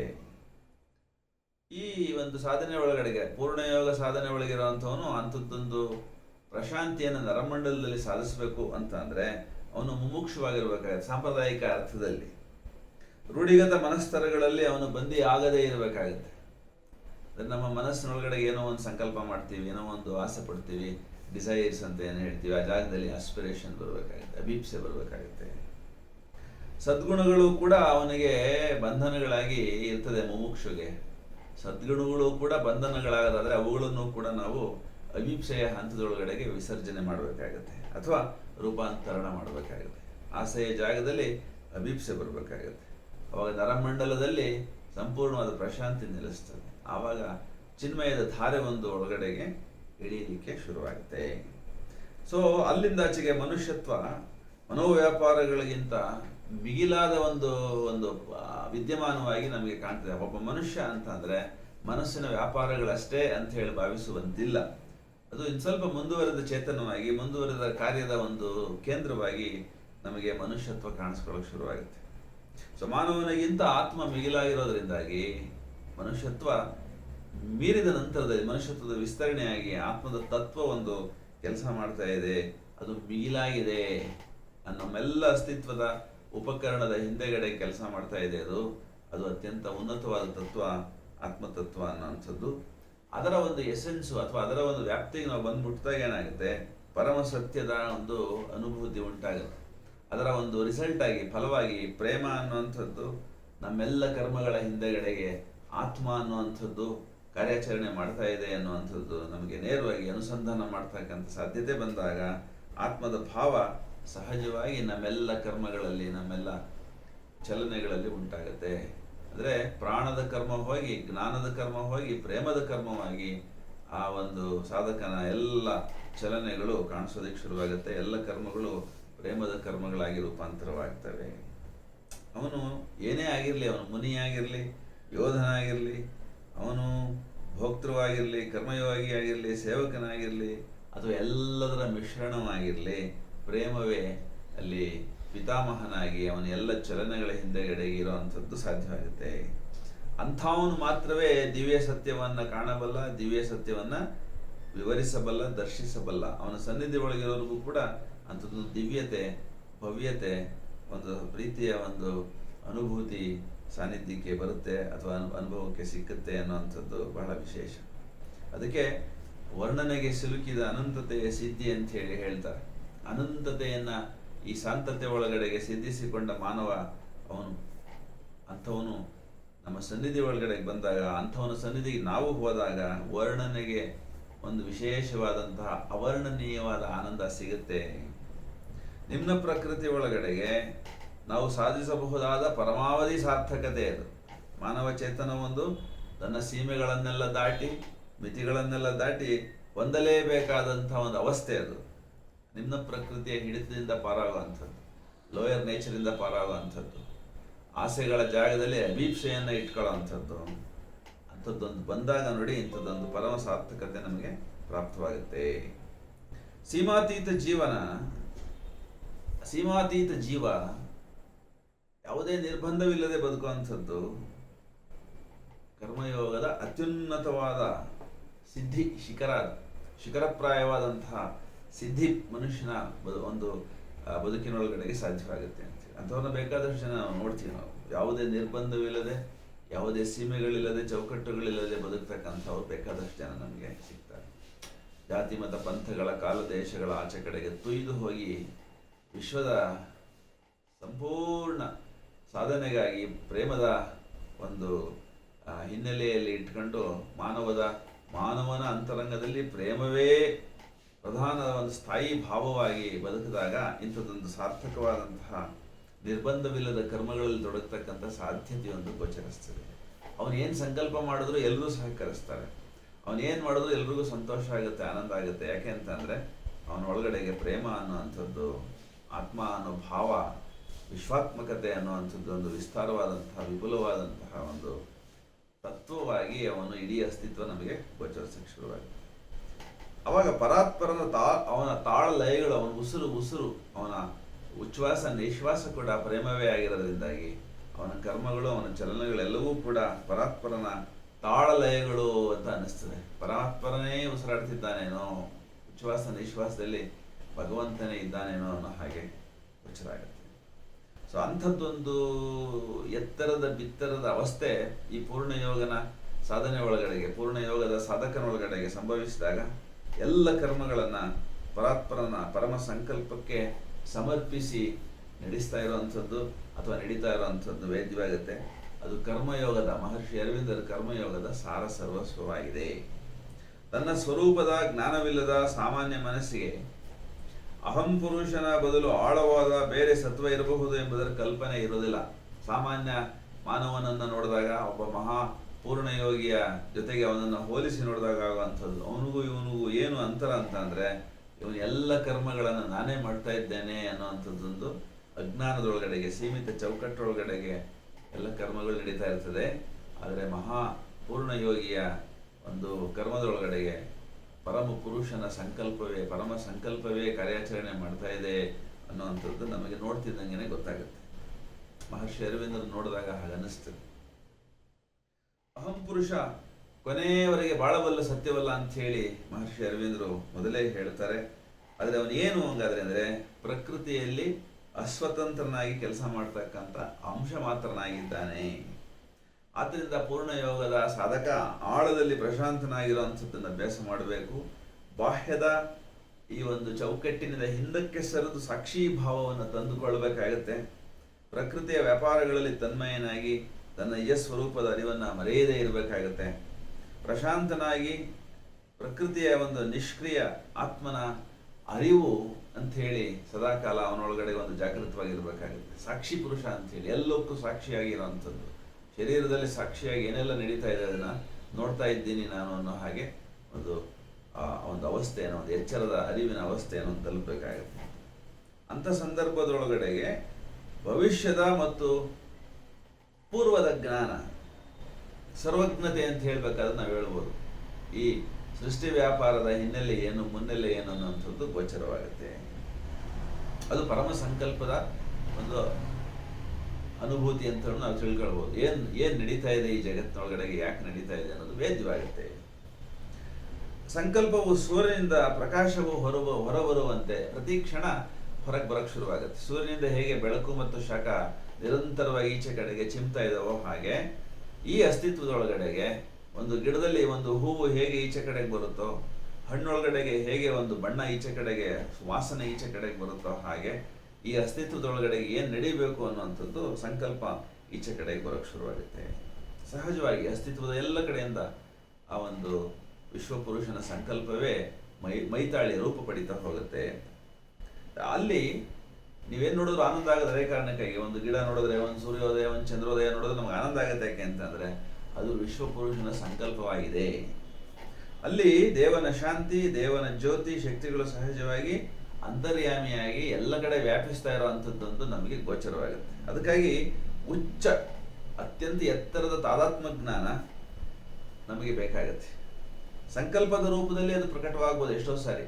ಕೆಲವು ಮನುಷ್ಯರಲ್ಲಿ ಮಾತ್ರವೇ ಅಂಥದ್ದೊಂದು ಸಂಕಲ್ಪ, ಅಂಥದ್ದೊಂದು ಉಚ್ಚತರವಾದಂತಹ ಭವ್ಯವೂ ದಿವ್ಯವೂ ಆಗಿರ್ತಕ್ಕಂಥ ಸಂಕಲ್ಪ ಅವನೊಳಗಡೆಗೆ ಸಾಧ್ಯವಾದಾಗ ಅವನಿಂದ ಮಾತ್ರವೇ ಅಂಥದ್ದೊಂದು ದಿವ್ಯವೂ ಭವ್ಯವೂ ಆದಂಥ ಕರ್ಮ ಕೆಲಸ ಮಾಡೋದಕ್ಕೆ ಶುರುವಾಗುತ್ತೆ.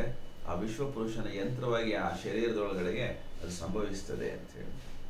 ಇದು ಒಳಗಡೆ ಇರ್ತಕ್ಕಂಥ ಎಲ್ಲವೂ ಸಾಕ್ಷಿ ಪುರುಷನ ಆ ಒಂದು ಅವಸ್ಥೆಯಲ್ಲಿ ಬಂದು ಮುಟ್ಟಿದಾಗ ಸಹಜವಾಗಿ ಸಂಭವಿಸ್ತದೆ. ಅದು ಮನುಷ್ಯನಿಂದ ಈಚೆ ಕಡೆಗೆ ಬರ್ತಾ ಹೋಗುತ್ತೆ, ದೈವಿಕತೆ ಪ್ರಕಟವಾಗ್ತಾ ಹೋಗುತ್ತೆ. ಅದು ಪ್ರಕೃತಿ ವ್ಯಾಪಾರವೇನೋ ಅನ್ನೋಷ್ಟು ಸಹಜವಾಗಿ ಬಿಡ್ತದೆ. ಅದು ಸ್ವರೂಪದ ಜ್ಞಾನದ ಅರಿವನ್ನ ಮರೀದೇ ಇರೋವಂಥವನೊಳಗಡೆಗೆ ನಾನು ಯಾರು ಅನ್ನೋವಂಥದ್ದು, ನಾನು ಯಾಕೆ ಅನ್ನೋವಂಥದ್ದು, ಏನಕ್ಕಾಗಿ ಇದು ನಡೀತಾ ಇದೆ ಅನ್ನೋವಂಥದ್ದು, ಅದು ನನ್ನದು ಅನ್ನೋದು ಏನಿಲ್ಲ, ಎಲ್ಲವೂ ಅವನದೇ ಅನ್ನೋವಂಥದ್ದೊಂದು ಸಂಕಲ್ಪ ಸಂಪೂರ್ಣವಾಗಿ ಸಮರ್ಪಿತವಾದಂಥ ಕಾರಣಕ್ಕಾಗಿ ಸಹಜವಾಗಿ ಅತ್ಯಂತ ಅರಿವಿನಿಂದ ನಡೆಯೋದಕ್ಕೆ ಕಾರಣ ಆಗುತ್ತದೆ. ಅಲ್ಲಿ ನಿಜ ಪುರುಷ, ವಿಶ್ವಪುರುಷ ಅಂತ ನಾವೇನು ಹೇಳ್ತೀವಿ, ಈ ಅಹಂ ಪುರುಷನ ಹಿಂದೆಗಡೆಗೆ ಅಥವಾ ಅವನ ಜಾಗದೊಳಗಡೆಗೆ ಅವನು ಪ್ರಕಟವಾಗ್ತಾನೆ. ಅಹಂ ಪುರುಷನ ಜಾಗದಲ್ಲಿ ಆ ಒಂದು ವಿಶ್ವಪುರುಷನೇ ದೈವ ಅಂತ ನಾವೇನು ಹೇಳ್ತೀವಿ, ಒಳಗಡೆ ಇರ್ತಕ್ಕಂಥವನು ಅವನೇ ಕಾರ್ಯಾಚರಣೆ ಪ್ರಾರಂಭ ಮಾಡ್ತಾನೆ. ತನ್ನೆಲ್ಲ ಅಧಿಕಾರವನ್ನ ಅಹಂ ಪುರುಷನಿಗೆ ಬಿಟ್ಟುಕೊಟ್ಟಿರ್ತಾನಲ್ಲ, ಅವನೇನೆ ಅಹಂ ಪುರುಷನ ಜಾಗದಲ್ಲಿ ಕರ್ಮಾಚರಣೆಗೆ ಪ್ರಾರಂಭ ಮಾಡ್ಕೊತಾನೆ. ಸೊ ಪ್ರಕಟಿತ ಆಂತರಿಕ ಪುರುಷನ ಒಪ್ಪಿಗೆ ನಿರಾಕರಣೆ, ಅದನ್ನ ಹನುಮಂತ ಅನ್ನೋ ಒಂದು ಶಬ್ದ ಹಾಕ್ತಾರೆ. ಅಂದ್ರೆ ಏನ್ ನಡೀತಾ ಇದೆ ಇದರೊಳಗಡೆಗೆ ಅದು ಸರಿಯೋ ತಪ್ಪೋ ಅನ್ನೋ ಅಂಥದ್ದನ್ನ ನೋಡಿ ನಿಷ್ಕರ್ಷೆ ಮಾಡಿ ಅಧಿಕಾರ ಕೊಡೋ ಅಂಥದ್ದು, ಒಪ್ಪಿಗೆ ಕೊಡೋ ಅಂಥದ್ದು, ಅದನ್ನ ಅವನು ಮಾಡ್ತಾನೆ. ಯಾರೋ ಅಹಂ ಪುರುಷನ ಜಾಗದಲ್ಲಿ ನಿಜ ಪುರುಷನೇ ಮಾಡಕ್ ಶುರು ಮಾಡ್ತಾನೆ, ಆಂತರಿಕ ನಿಜ ಪುರುಷ. ಅಲ್ಲಿವರೆಗೂ ಅವನು ಹನುಮಂತ ಆಗಿರ್ತಾನೆ. ಅವನು ಅಂದ್ರೆ ಪ್ರತಿಯೊಂದಕ್ಕೂ ಅಹಂ ಪುರುಷನಿಗೆ ಒಪ್ಪಿಗೆ ಕೊಡ್ತಿರ್ತಾನೆ, ಇದನ್ನ ಮಾಡು, ಇದನ್ನ ಮಾಡು, ಇದನ್ನ ಮಾಡು, ಇದನ್ನ ಮಾಡಬೇಡ, ಇದನ್ನ ಮಾಡಬೇಡ ಅಂತ ಹೇಳಿ. ಆದರೆ ನೇರವಾಗಿ ಅವನೇ ಕಾರ್ಯಾಚರಣೆಗೆ ಅವನು ಇಳಿದಾಗ ಅಹಂ ಪುರುಷನ ಜಾಗದೊಳಗಡೆಗೆ ಬೇರೆ ಒಂದು ನಿರ್ಧಾರಕವಾದಂತಹ ಸಾಧಕನ ಒಂದು ಅವಸ್ಥೆ ರೂಪ ಪಡೀತಾ ಹೋಗುತ್ತೆ. ಆ ವ್ಯಕ್ತಿ ಸಾಮಾನ್ಯ ವ್ಯಕ್ತಿ ಅಂತ ನಮಗೆ ಅನಿಸೋದಿಲ್ಲ, ದೈವಿಕವಾದಂತಹ ಒಂದು ಕಾರ್ಯಕ್ಕಾಗಿ ಬಂದಿರತಕ್ಕಂಥ ಅವತಾರ ಅಂತ ನಮಗೆ ಅನ್ಸೋಕೆ ಶುರುವಾಗುತ್ತೆ. ಯಾಕೆಂತಂದರೆ ಸಾಕ್ಷಿ ಪುರುಷನ ಜಾಗದಲ್ಲಿ, ಅಹಂ ಪುರುಷನ ಜಾಗದಲ್ಲಿ ನಿಜ ಪುರುಷನೇ ಕಾರ್ಯಾಚರಣೆ ಶುರು ಮಾಡ್ತಾನಲ್ಲ, ಆ ಕಾರಣಕ್ಕಾಗಿ. ಸೊ ಆಂತರಿಕ ಆಧ್ಯಾತ್ಮಿಕ ಸಾಮ್ರಾಜ್ಯ ಅವನೊಳಗಡೆಗೆ ಸ್ಥಾಪಿತ ಆದಾಗ ಇಂಥದ್ದೊಂದು ಸಂಭವ ಇರ್ತದೆ. ಯಾರ ಅಂತರಂಗದೊಳಗಡೆಗೆ ಆಧ್ಯಾತ್ಮವೇ ಸಂಪೂರ್ಣವಾಗಿ ಒಂದು ಕಾರ್ಯಾಚರಣೆ ಶುರು ಮಾಡ್ತದೋ ಅಲ್ಲಿ ಪ್ರಕೃತಿ ಶಕ್ತಿಗಳ ಪ್ರಭು ಆಗಿ ಅವನು ರೂಪಾಂತರ ಹೊಂದ್ತಾನೆ. ಅವನೆಲ್ಲವನ್ನು ನಿಯಂತ್ರಿಸ್ತಾನೆ. ಅಂದರೆ ಬಾಹ್ಯ ಪ್ರಕೃತಿಯನ್ನು ನಿಯಂತ್ರಿಸಿ ಆಂತರಿಕ ಆಧ್ಯಾತ್ಮದ ಒಂದು ಸಾಮ್ರಾಜ್ಯಕ್ಕೆ ಅನುಗುಣವಾಗಿ ಕರ್ಮದ ವಿಸ್ತರಣೆಯನ್ನು, ಕರ್ಮದ ಚಲನೆಯನ್ನು ಉಂಟು ಮಾಡ್ತಾ ಹೋಗ್ತಾನೆ. ಅವನ ಸುತ್ತ ಪರಾಮಾತೆಯ ಶಕ್ತಿ ಸರ್ವದಾ ಇರೋದ್ರಿಂದಾಗಿ ಅವನ ಸಂಕಲ್ಪವೆಲ್ಲವೂ ಫಲ ಕೊಡೋದಕ್ಕೆ ಶುರು ಮಾಡ್ತದೆ. ಅವನ ಇಚ್ಛೆಯೆಲ್ಲವೂ ನಡೆಯೋಕ್ಕೆ ಕಾರಣ ಆಗುತ್ತೆ. ಯಾಕೆಂದರೆ ಪರಾಮಾತೆ ಸರ್ವಕ್ಕೂ ಆಕೆಗೆ ಸ್ವತಂತ್ರ ಕೊಟ್ಟು ತಥಾಸ್ತು ಅಂತ ಹೇಳ್ತಿರ್ತಾಳೆ, ತನ್ನ ಶಕ್ತಿಯನ್ನು ಒದಗಿಸ್ತಾ ಇರ್ತಾಳೆ. ಆ ಕಾರಣಕ್ಕಾಗಿ ಪ್ರಕೃತಿಯ ರೀತಿ ನೀತಿಗಳ ಅರಿವು ಬಹಳ ಮುಖ್ಯವಾಗಿ ಅಲ್ಲಿ ನಾವು ಇಟ್ಕೊಳ್ಬೇಕಾಗುತ್ತದೆ.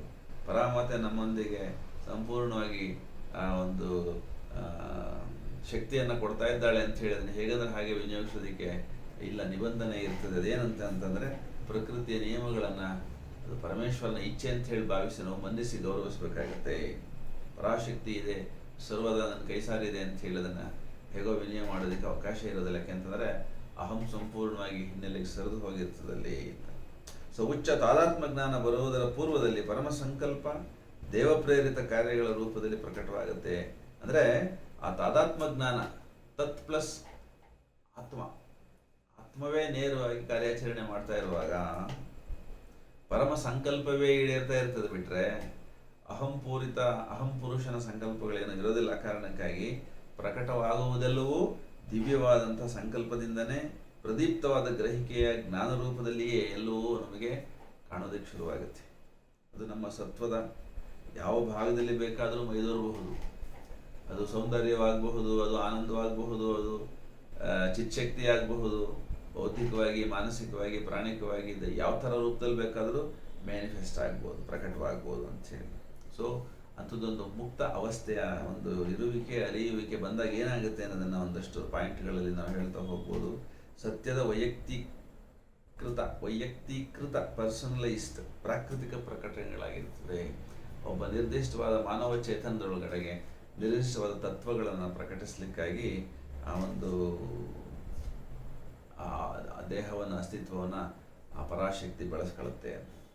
ಇಲ್ಲಿ ನಿಮ್ನ ಪ್ರಕೃತಿಯ ಅಜ್ಞಾನ ಇರೋದಿಲ್ಲ, ವಿಕೃತಿಯೂ ಇರೋದಿಲ್ಲ. ಪ್ರಕಟವಾಗುವುದೆಲ್ಲವೂ ಪರಾಪ್ರಕೃತಿಯೇ ಆಗಿರ್ತದೆ, ಪರಾಪ್ರಕೃತಿಗೆ ಸಂಬಂಧಪಟ್ಟದ್ದೇ ಆಗಿರ್ತದೆ ಅಂತೇಳಿ ಮಹರ್ಷಿ ಅರವಿಂದರ ಈ ಒಂದು ದರ್ಶನವನ್ನು ಕುವೆಂಪು ರಾಮಾಯಣ ದರ್ಶನದಲ್ಲಿ ಒಂದು ಕಡೆ ಎರಡು ಕಡೆ ತರ್ತಾರೆ.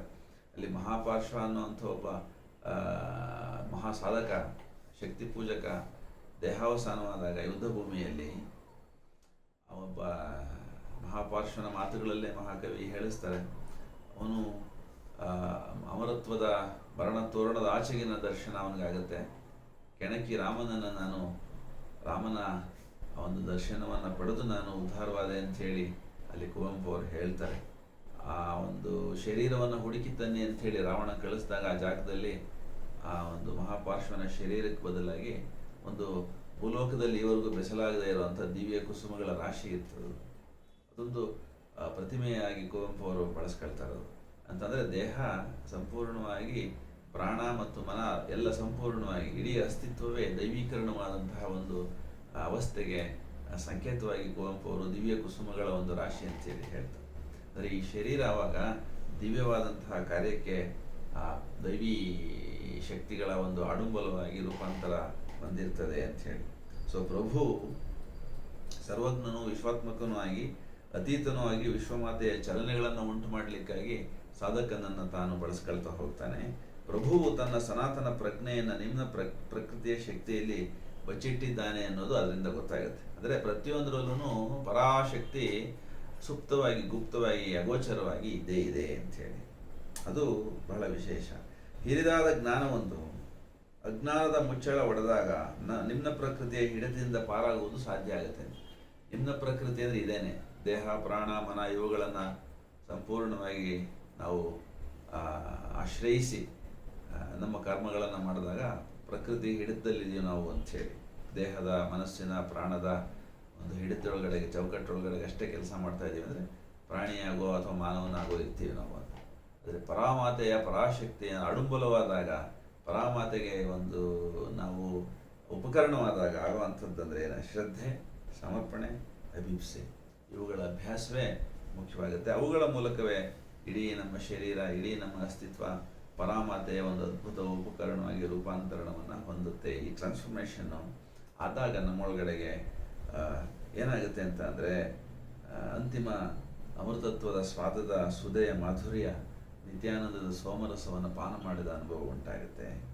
ಪರಮಾವಧಿ ಶಾಂತಿ, ಪ್ರಶಾಂತಿ ನೆಲೆಸಿದ ಒಂದು ಚೇತನವಾಗಿ ನಾವು ರೂಪಾಂತರಣವನ್ನು ಹೊಂದುತ್ತೀವಿ ನಾವು ಅಂತ. ಅದಕ್ಕಾಗಿ ಏನು ಮಾಡಬೇಕು ಅಂತಂದರೆ ನಿರಾಸೆಯನ್ನು ಹೊರದೂಡಬೇಕು, ಹೃದಯದಿಂದ ಅನುದ್ವಿಗ್ನರಾಗಬೇಕು, ಮತ್ತು ಆ ಒಂದು ಅನುದ್ವಿಗ್ನತೆಯನ್ನು ಸಂಪೂರ್ಣವಾಗಿ ಅಭ್ಯಾಸ ಮಾಡಬೇಕು ಅಂತ ಹೇಳ್ತಾ ಈ ಹೊತ್ತಿನ ಈ ಒಂದು ಮಾತಿಗೆ ಅವಕಾಶ ಮಾಡಿಕೊಟ್ಟಂತಹ ವೈಶಾಲಿ ಅವರಿಗೂ, ಅಜಿತ್ ಸಬ್ನಿಸ್ ಅವರಿಗೂ, ಆಗಮಿಸಿ ಅತ್ಯಂತ ಶಾಂತಿಯಿಂದ ಆಲಿಸಿದ ತಮ್ಮೆಲ್ಲರಿಗೂ ಹೃತ್ಪೂರ್ವಕವಾಗಿ ನಮಸ್ಕಾರಗಳನ್ನು ಸಲ್ಲಿಸಿ ನನ್ನ ಮಾತನ್ನು ಮುಕ್ತಾಯ ಮಾಡ್ತೀನಿ. ನಮಸ್ಕಾರ. ಏನಾದರೂ ಪ್ರಶ್ನೆ ಯಾರಿಗೆ ಕೇಳ್ಬೇಕಾ? ಕೇಳ್ಬೋದು. ನೀವೇ ಏನಾದರೂ ಹೇಳೋದಾದ್ರೆ ಹೇಳ್ಬೋದು. ಓಕೆ, ಐ ಥಿಂಕ್ ಪ್ರಶ್ನೆ ಏನಿಲ್ಲ. ಥ್ಯಾಂಕ್ ಯು ಪ್ರೊಫೆಸರ್ ನಂದೀಶ್ ಅವರೇ. ಇವತ್ತಂತೂ ತುಂಬಾ ಚೆನ್ನಾಗಿ ಪಾಯಿಂಟ್ಸ್ ನೀವು ಹೇಳಿದ್ರು. ಫಸ್ಟ್ ಅಂದ್ರೆ ವೆರಿ ವೆರಿ ಇಂಪಾರ್ಟೆಂಟ್, ಅಹಂ ನಮ್ಮ ವ್ಯಕ್ತಿತ್ವ ಬೆಳೆಸಲಿಕ್ಕೆ ಬೇಕೇ ಬೇಕು. ಇದು ಓಲ್ಡ್ ಯೋಗಾಸ್ ಅಲ್ಲಿ ಹೇಳುದಿಲ್ಲ, ಆಮೇಲೆ ಅಹಂ ಬಿಟ್ಬಿಡಿ ಅಂತ ಹೇಳ್ಬಿಡ್ತಾರೆ. That's very important point. Then triple transformation, ನಮ್ಮ ಚೈತ್ಯ ಪುರುಷದ ಮಹತ್ವ, ಅಹಂದ ಎಸೆನ್ಸ್ ಏನಿದೆ, ಮತ್ತೆ ಆಶಯ ಜಾಗದಲ್ಲಿ ಅಭಿಪ್ಸೆ ಬೆಳೆಸಬೇಕು, ಮತ್ತೆ ತುಂಬಾ ಚೆನ್ನಾಗಿ ಪಾಯಿಂಟ್ಸ್ ಇತ್ತು. Very very very beautiful. ಕರ್ಮಯೋಗದಲ್ಲಿ ಏನ್ ಬೇಕು ಅಂತ. ಥ್ಯಾಂಕ್ ಯು ವೆರಿ ಮಚ್, ಧನ್ಯವಾದಗಳು. ಈಗ ನೆಕ್ಸ್ಟ್ ಟಾಕ್ ನಾವು ಡೇಟ್ ಫಿಕ್ಸ್ ಮಾಡೋಣ ಆದ್ಮೇಲೆ ಇದು ಟಾಕ್ ನಾವು 2 ನಿಮಿಷ 2 ಮಿನಿಟ್ ಸೈಲೆನ್ಸ್ ಇವತ್ತು ಕ್ಲೋಸ್ ಮಾಡೋಣ.